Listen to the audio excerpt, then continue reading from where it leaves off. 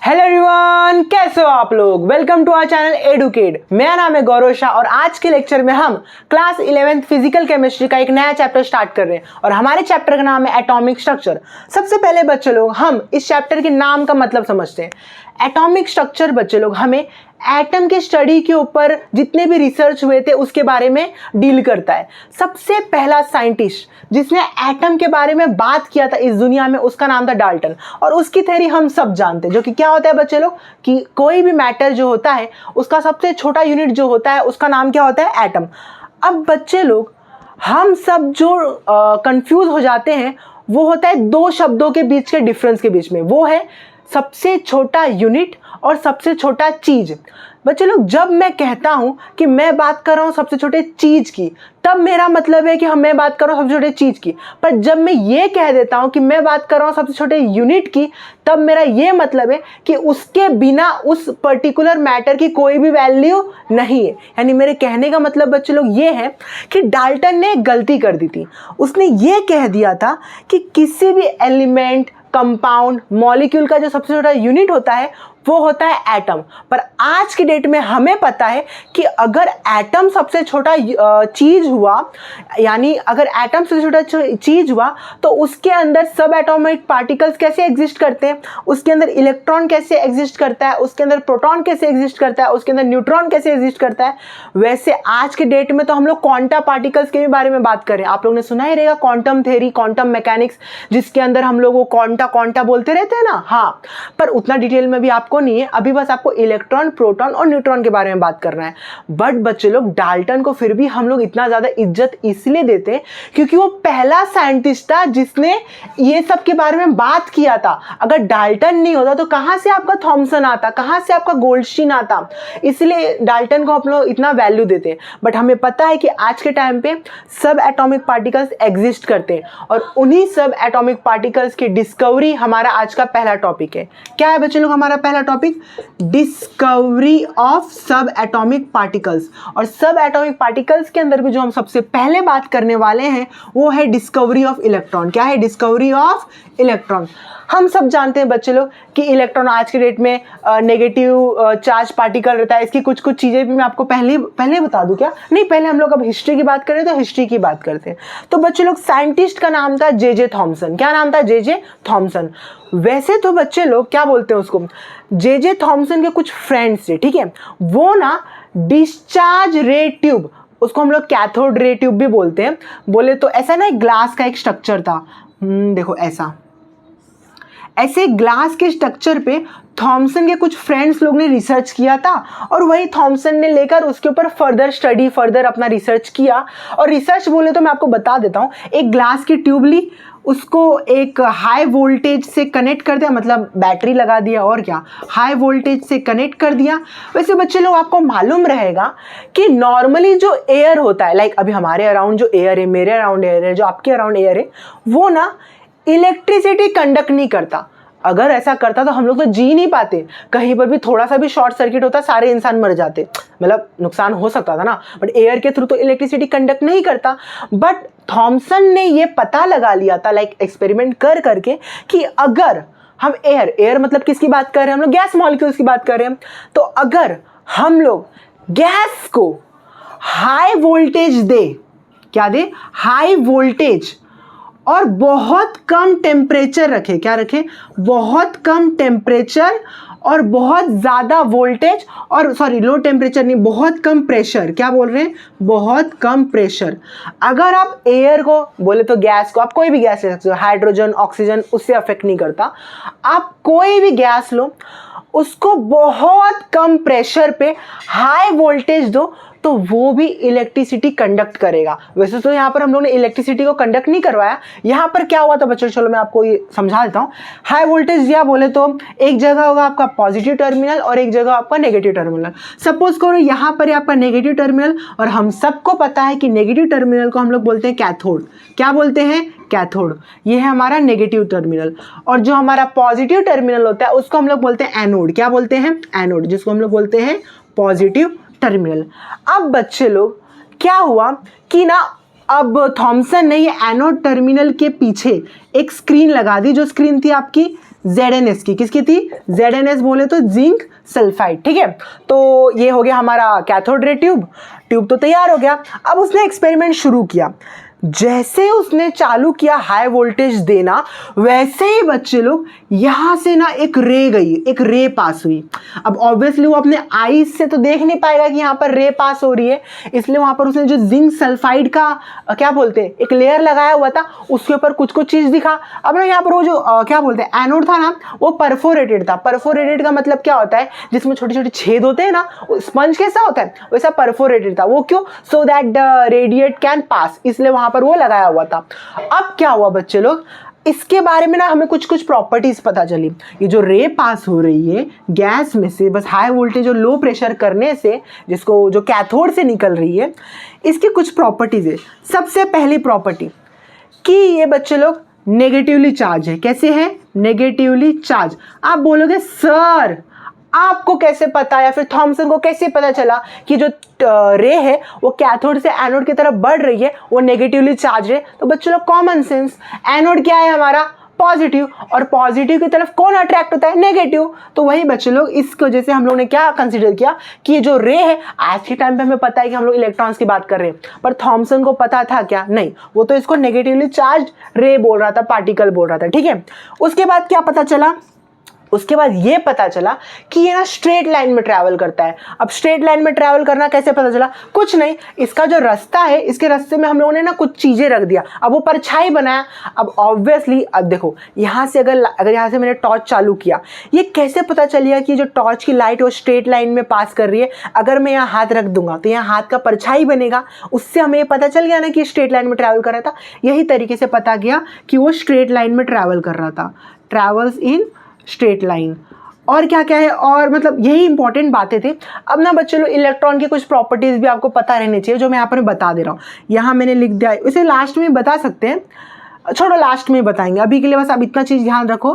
तो बच्चे लोग ऐसा ही थॉमसन ना थोड़ा सा आलसी टाइप का आदमी था। लाइक ऑब्वियसली ये कैथोड रे ट्यूब उसका खुद का नहीं था, उसके फ्रेंड्स की मेहरबानी थी, तो उसने ये कर दिया। अब इतना करने के बाद भी वो खुश हो गया, मैंने इलेक्ट्रॉन डिस्कवर कर दिया, मैंने इलेक्ट्रॉन डिस्कवर कर दिया। और इतना चिल्लाते चिल्लाते उसके पास एक साइंटिस्ट आया, वो बोला गोल्डशिन, उसका नाम गोल्डशिन था। गोल्डशिन आया कि थॉमसन भाई क्या बनाया तुमने? वो बोला देखो देखो ये था मेरा कैथोड रे ट्यूब, इससे मैंने इलेक्ट्रॉन्स बनाया।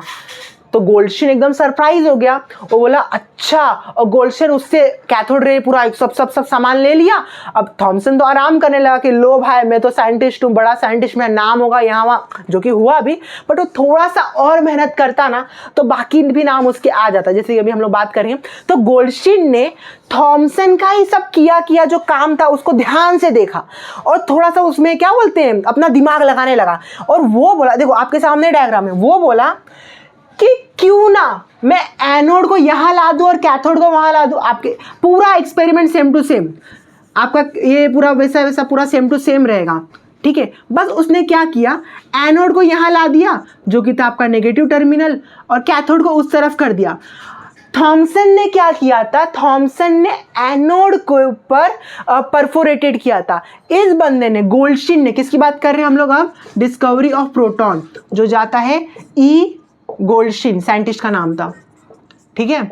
यहाँ पर एनोड था, यहाँ पर कैथोड। अब इसको उसने परफोरेटेड रख दिया, और उसने फिर से वही दिमाग लगाया, high voltage low pressure, high voltage, थोड़ा सा प्रेशर इसने चेंज भी किया था, थोड़ा सा, ज़्यादा नहीं, थोड़ा सा इसने प्रेशर चेंज भी किया था।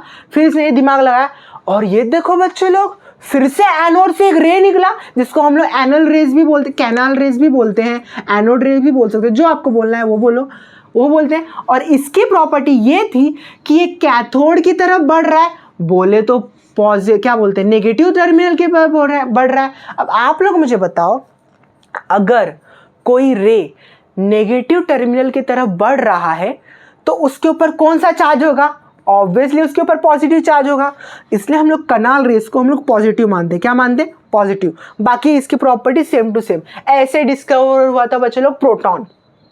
अब इलेक्ट्रॉन बात कर लिए, प्रोटॉन की बात कर लिए। अब ये सारे के सारे साइंटिस्ट लोग ना थोड़ा सा मेहनत करते थे और फिर आराम करने लगते थे। ये फिर इतना ये भी अब चिल्लाने लगा, अरे मैं साइंटिस्ट, मैंने प्रोटॉन ढूंढ दिया, मैंने प्रोटॉन ढूंढ दिया। अब इसके पास इसका और एक फ्रेंड है, उसका नाम था चैडविक। क्या नाम था? चैडविक। उसका नाम क्या था, चैडविक। पहले किसकी बात की हम लोग ने, पहले हम लोग ने बात की जे थॉमसन, फिर हम लोगों ने बात किया ई गोल्डस्टीन। अब हम बात कर रहे हैं चैडविक की। किसकी बात कर रहे हैं, चैडविक। अभी चैडविक आया, किसके पास आया, गोल्डस्टीन के पास आया, और आया बोलता है गोल्डस्टीन भाई तुमने प्रोटॉन डिस्कवर किया, जरा दिखाना अपना एक्सपेरिमेंट। इसने फिर गोल्डस्टीन ने अपना दिखाया, ये ले भाई मैं तो साइंटिस्ट हूँ, बड़ा साइंटिस्ट हूँ, मैंने प्रोटॉन ढूंढा है। उसने दे दिया इसको चैडविक को। चैडविक ने फिर इसके एक्सपेरिमेंट में ऊपर नीचे कुछ किया, मतलब आसानी से करके नहीं हुआ, पर उसने थोड़ा सा दिमाग आया, कुछ एलिमेंट डाला विला। उसने क्या किया ना, एक एलिमेंट आप सब जानते रहोगे हीलियम, एक है आपका बेरिलियम और एक होता है हीलियम।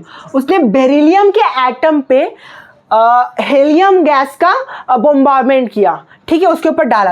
आपको मालूम रहेगा बेरिलियम का एटॉमिक नंबर 4 होता है, मतलब 2 प्रोटॉन 2 इलेक्ट्रॉन 2 न्यूट्रॉन। अभी हमें पता है, उस टाइम पे नहीं पता था। एटॉमिक ये था, और हीलियम का भी कुछ 2 था। ऐसा ऐड किया, और ये सब करने से उनको मिल गया क्या, उनको एक ऐसी चीज मिल गई जिसका 7 था। कितना था, 7। अब हम सबको मालूम है 4 + 2 तो 6 होता है, बट यहाँ पर 7 आ रहा था, यानी कि जो एक एक्स्ट्रा नंबर था वो था आपका न्यूट्रॉन। क्या था, न्यूट्रॉन, जिसके ऊपर ना ही पॉजिटिव चार्ज होता है और ना ही नेगेटिव चार्ज, मतलब ऐसे ही था। उतना आपको डिटेल में जानने की जरूरत नहीं है, बट यही आपकी हिस्ट्री थी। इसमें से आपको कोई भी चीज याद रखने की जरूरत नहीं है, बस नाम के लिए आप याद कर लेना कि जे थॉमसन ने इलेक्ट्रॉन डिस्कवर किया था, चैडविक ने न्यूट्रॉन डिस्कवर किया था, और गोल्डस्टीन ने प्रोटॉन डिस्कवर किया था। जो याद रखने की चीज है वो मैं आपको अभी बताता हूं। ये सब मिटा दो।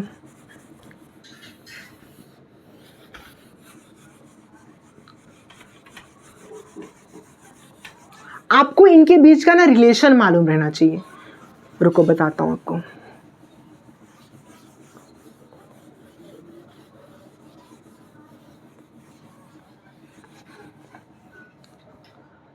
बच्चे लोग देखो, मैं एक चार्ट बनाता हूं मैं, ठीक है। जैसे कि मैं यहां पर लिख दिया बच्चे लोग इलेक्ट्रॉन, यहां लिख दिया मैंने प्रोटॉन, और यहां लिख दिया मैंने न्यूट्रॉन, जिसके ऊपर कोई भी चार्ज नहीं होता।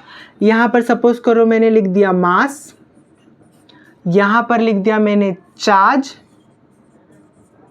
यहां पर मैंने लिख दिया रिलेटिव चार्ज, और यहां पर मैंने एक बच्चे लोग E/m, ये जो साइंटिस्ट होता है ना थॉमसन, ये लोग ने ना लाइक E/m का रेशियो निकाला था, जिसको हम लोग स्पेसिफिक चार्ज बोलते हैं। क्या बोलते हैं, स्पेसिफिक चार्ज, ठीक है।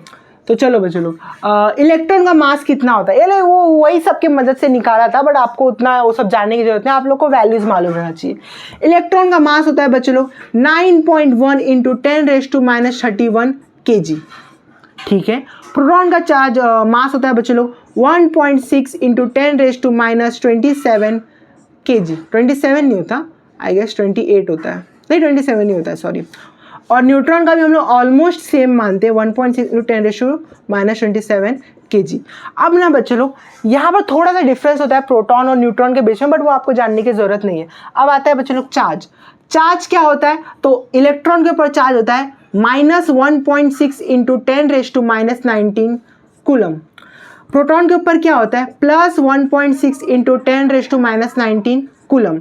और न्यूट्रॉन के ऊपर कोई भी चार्ज नहीं होता।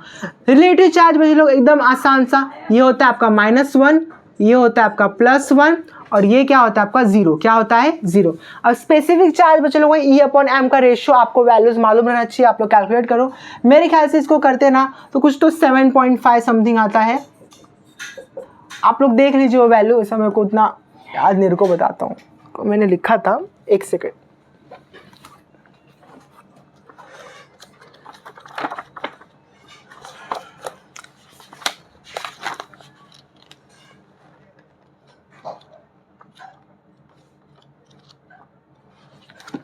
हम लोग कैलकुलेट भी कर सकते हैं बच्चों लोग, याद करने से अच्छा हम लोग कैलकुलेट करते हैं। लाइक 9.1 को 1.6 से डिवाइड करेंगे तो 7.5 आएगा, और 10⁻31 को 10⁻19 से करेंगे तो कितना आ रहा है, आई गेस 42 आ रहा है। कितना हो रहा है, 10⁻42। 10⁻42 और आपका वो क्या बन जाएगा kg अपॉन कूलम, क्या बन जाएगा kg अपॉन कूलम। वैसे इसको भी हम लोग खुद से कैलकुलेट करते हैं, 1 अपॉइंट इसको तो 1 आ जाएगा, 10⁻⁻27 अपॉन 10⁻⁻19 करिए कितना आ रहा है बच्चे लोग, 27 और 19 कितना होता है, 27, 37, 14, 46, 1 इंटू ऑलमोस्ट 1 इंटू 10⁻46 हो रहा है कूलम। और यहाँ पर तो आपको कुछ भी वैल्यू नहीं है, किसी भी चीज़ को जीरो से करते तो जीरो करते। ये वैल्यूज बच्चे लोग आपको पता रहना चाहिए। देख लो स्पेसिफिक चार्ज अगर मैंने कुछ रॉन्ग दिया रहेगा तो आप लोग एक बार रीचेक कर लेना। ये था बच्चों, ठीक है। अब आपको इसमें एक टाइप का क्वेश्चन आता है बच्चों लोग, relation between radius of nucleus and radius of atom. बच्चों लोग जो रेडियस ऑफ न्यूक्लियस होता है वो ऑलमोस्ट 10⁻⁻15 मीटर होता है, और जो रेडियस ऑफ एटम होता है वो 10⁻⁻10 एंगस्ट्रॉम के जितना होता है। यानी इनके बीच में डिफरेंस अगर मैं कहूँ तो जो आपका एटम है वो न्यूक्लियस से लगभग 1 लाख गुना बड़ा है। कितना गुना? 1 लाख। यानी कितना आ रहा है डिफरेंस आपका 10⁻⁵ मीटर, और 10⁻⁵ मतलब समझते हो 1 लाख गुना। यानी कि एक, अगर मैं आसान भाषा में बोलूँ बच्चे लोग, तो एक एटम के अंदर 1 लाख न्यूक्लियस बच सकते हैं, इतना बड़ा एटम होता है। और न्यूक्लियस आपका उसी के कंपैरिजन में इतना छोटा होता है। ठीक है बच्चों लोग, सो आज के लेक्चर में हम लोगों ने इतना ही किया एटॉमिक स्ट्रक्चर का। थोड़ा सा छोटा वीडियो था। आई होप कि नेक्स्ट लेक्चर्स में मैं थोड़ा और इसको अपने लेक्चर ड्यूरेशन को बढ़ाने की कोशिश करूंगा। आज का एकदम इंट्रोडक्शन हिस्ट्री के ऊपर था। ये वैल्यूज़ आपको याद रहनी चाहिए, इसको ज़रा एक बार रीचेक कर लेना और कुछ नहीं। बाकी ये वैल्यूज़ आपको अच्छे से याद रहना चाहिए। इसके ऊपर कभी कभी नीट के अंदर या फिर कोई भी एग्जाम आपका 12th बोर्ड में भी MCQ पूछ सकते हैं। तब तक के लिए बच्चे लोग देखते रहिए, सब्सक्राइब कीजिए, बाय।